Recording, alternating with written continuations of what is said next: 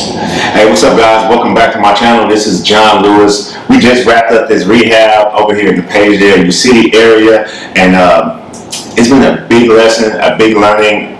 No matter how long you've been working in real estate, you're gonna always learn something new with these different rehabs. So, worked very closely with the contractors on this particular rehab. So I wanted to go into four documents that you should have whenever you're working with contractors. So the first one is going to be a thorough, bulletproof scope of work.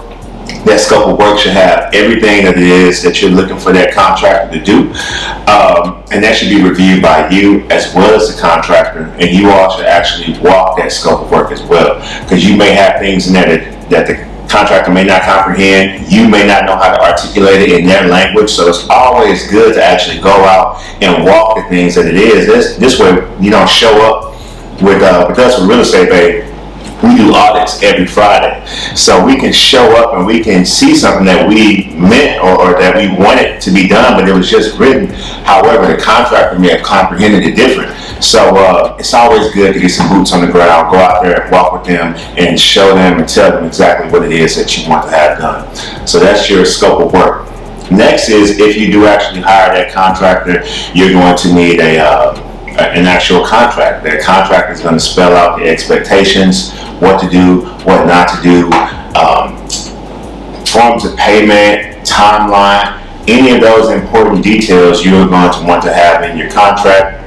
And that's something that you should sign, and it should also be signed by your contractor.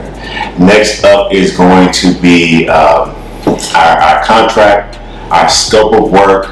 Oh, I'm not sure how I actually forgot this, but it's going to be a written bid from your contractor.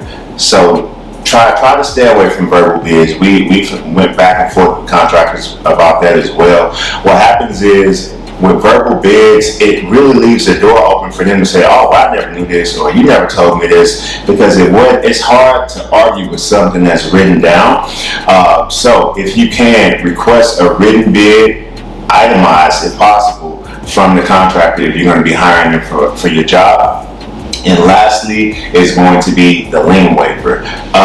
You may be able to skate by without the lien waiver for a while, but if you're starting to do flips, you're doing volume, and you're turning these properties to where you're going to be working with a title company, sooner or later they're going to request a lien waiver from you, especially if they see that you own the property for less than 12 months. They know that you went in there, they know that you added value, they know that you've had vendors and contractors come through, so they want to protect their end to make sure. And we actually just dealt with this as well, where a title company, they dropped the ball.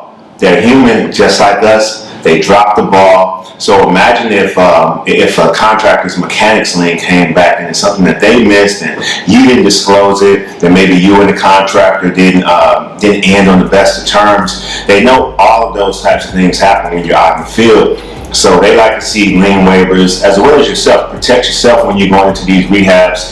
And a lien waiver is basically just saying that the contractor has been paid in full for their job. They can't come back and put any type of mechanics lien on your property saying that you didn't pay them, because if they do that, that's going to cloud the title, and it's going to hold you up at closing.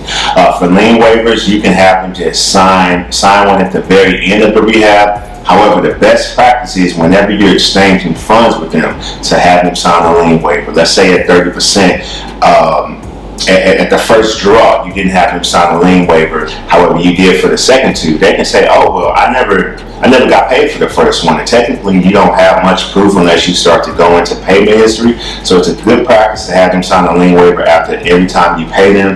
However, you're going to start to build relationships with these contractors.